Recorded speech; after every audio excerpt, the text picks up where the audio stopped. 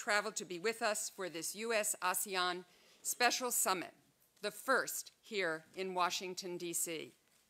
But first, it is my honor to introduce someone whom you all have come to know very well, someone who has been a dedicated advocate for a strong U.S. relationship with ASEAN for decades, someone who sees ASEAN as the heart of our Indo-Pacific strategy, someone who believes, as we all do, that ASEAN is essential and central to peace, prosperity, and a free and open Indo-Pacific. So please join me in welcoming the President of the United States, Joseph R. Biden, Jr. Mr. President. Well, thank you. My whole name. Thank you all very much. Good afternoon, everyone. I said last night, let me reiterate, it's been wonderful, wonderful to host you all in the first ever U.S.-ASEAN summit in Washington, D.C. And besides, President, the food wasn't bad. It was pretty good. We haven't been able to have essentially state dinners in a long time because of COVID. But thank you all for being there.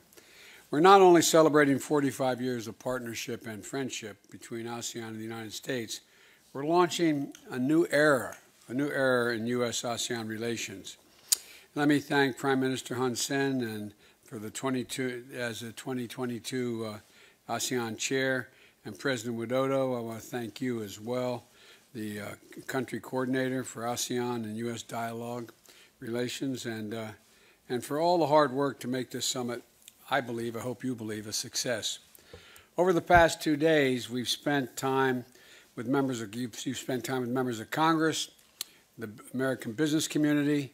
You just finished a good session with the Vice President, and you've met with a number of our cabinet members. And I wanted you to be as exposed as you could and understand there's enthusiasm that's not just at the President's level and the Vice President's level, but throughout the entire administration for this relationship and bettering it. You know, discussions have covered a broad range of critical issues, including working together to keep the fight against COVID under control and to take a climate action. And by the way, I see Secretary Kerry and down there.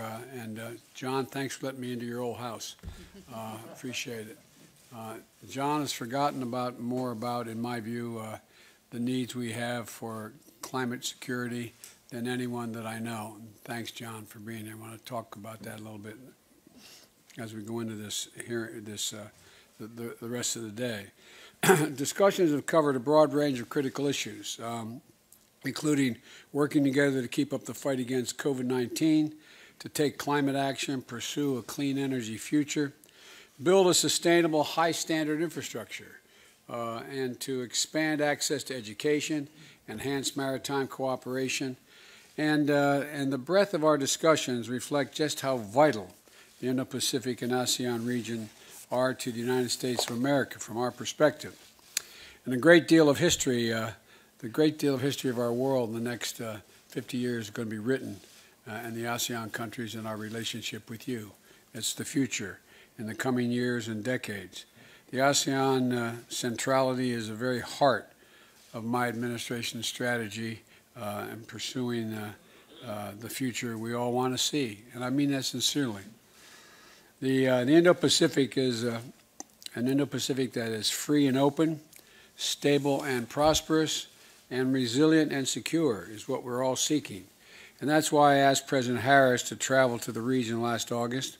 And that's why last October at our virtual summit, I announced $100 million to support for programs to strengthen U.S.-ASEAN cooperation. And today, I'm announcing another $150 million of initiatives to deepen U.S.-ASEAN relations and achieve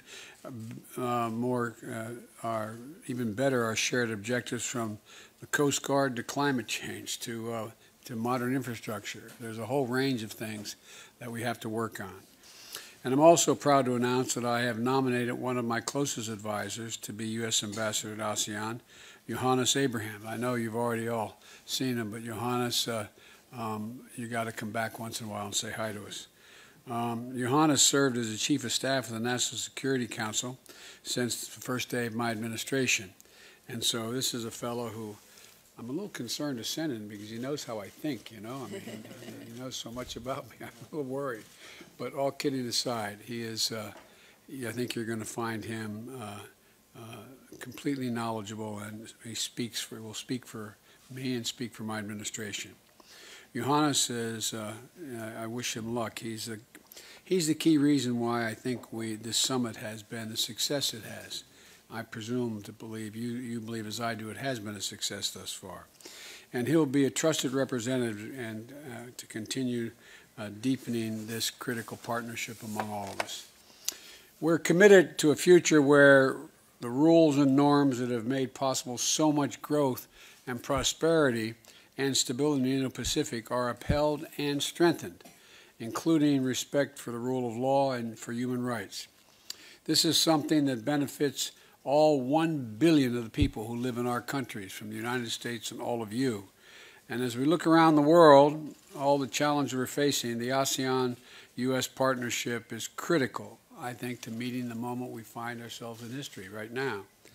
And so let me thank you again for making the journey to Washington to celebrate the enduring friendship we share and to look ahead at all that I believe, we all believe, we can accomplish together, how much more we can do.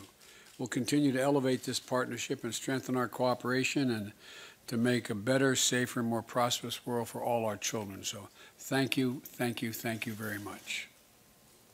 Thank you, Mr. President. And now we'll hold for a moment so our friends from the press corps can depart. Thank you all very much.